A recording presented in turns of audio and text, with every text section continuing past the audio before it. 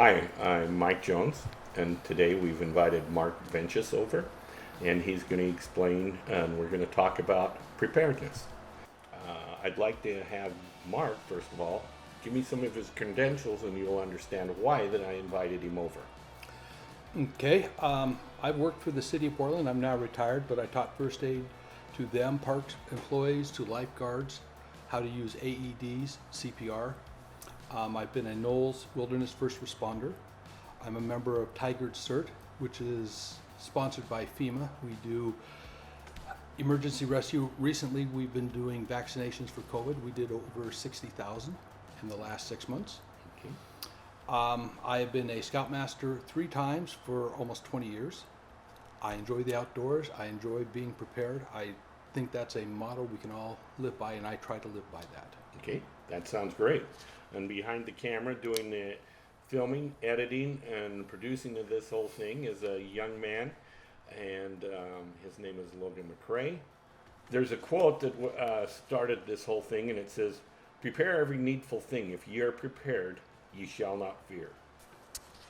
If you are prepared, you shall not fear. Now, I want to ask you, Mark, we've been told that we should get a 72-hour kit. Why? I mean, I have water in my house. Fred Meyer's open most of the time, and if they're not, Winco's open, and have a little bit of food. So why get a 72-hour kit? Why should I even worry about that? You know, Mike, we have, call it the blessing or curse of having lived through quite a few things in my life. I went through the Columbus Day storm. I remember a tree falling down on our garage and taking it out, missing the house. I have gone out in 95 and 96 and sandbagged homes. I used a boat to take people out of their houses because they were surrounded by water and could not get out. I have a picture of myself at Sobeys Island with my hands in a V shape, and Sharon took a picture of Mount St. Helens going off behind my head. Had the wind been 90 degrees difference, it could have done tremendous damage to Seattle or to Portland, depending on how the wind was going. This year we've had a number of fires, and last year we did. Most people do not know how close it came to getting into Tualatin. We don't know what will happen. We don't know if we will have to leave or stay. And normally we don't have a long time to prepare for it. It's not like we know a hurricane's coming and it'll be here in 4 days. When these events occur, most of the time they are sudden and they're at our doorsteps with very little time to prepare. So we have to do it beforehand. Okay. Now, another question. If I was to make a 72-hour kit, where should I store it? In the top of the closet with all the other storage items? You know, everyone's different. Mm-hmm. Everyone's situation is different. Mm-hmm. I actually I've got like 5 or 6 kits. Mm-hmm. So depending on what the emergency is, depends on what I grab. Mm-hmm.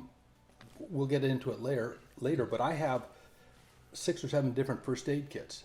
So if I'm just going out for a day hike, I have a small light one. Mm-hmm. When I go to a ward camp out, I got one with all these beautiful Band-Aids. Because everyone gets sent to my campsite saying, Brother Ventus will have Band-Aids for whoever gets their owie. And so we make it something colorful, and we have little squeaky toys to keep kids amused while we're cleaning their wounds. Actually, I don't. I make the parents do it. Uh-huh. Because when things get tough, they're going to have to know how to do it, and they're going to have to be able to deal with kids who are having issues. And the kids need to know that mom and dad can take care of it. Okay, now here's the thing. I've never had a 72-hour kit. Let's say I've never had one.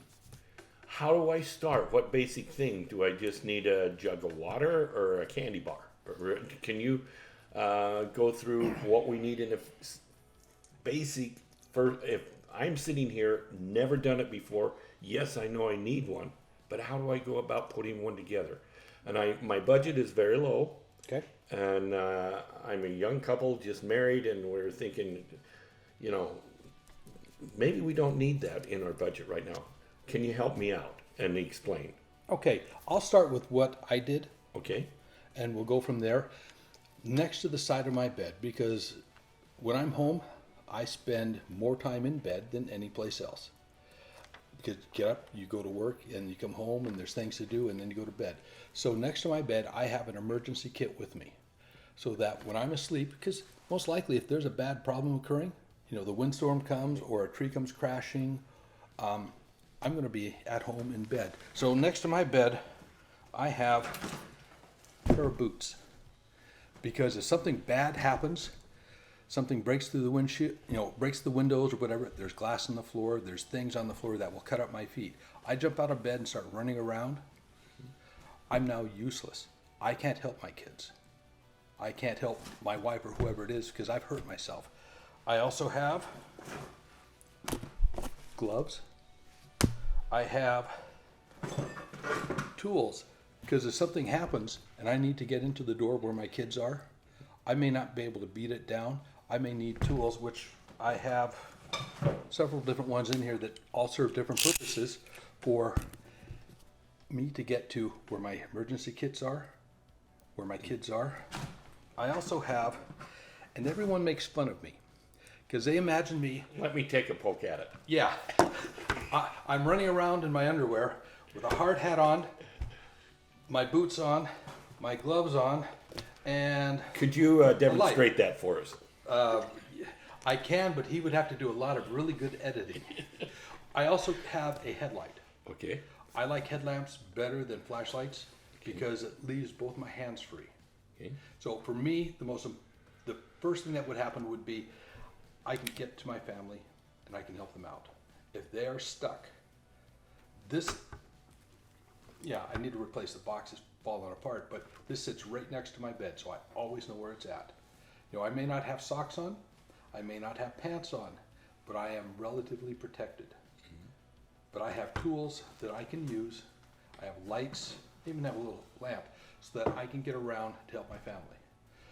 That's where I start, because that's the most immediate need. If something bad happens, in the first 30 seconds, I'm ready to go to help them.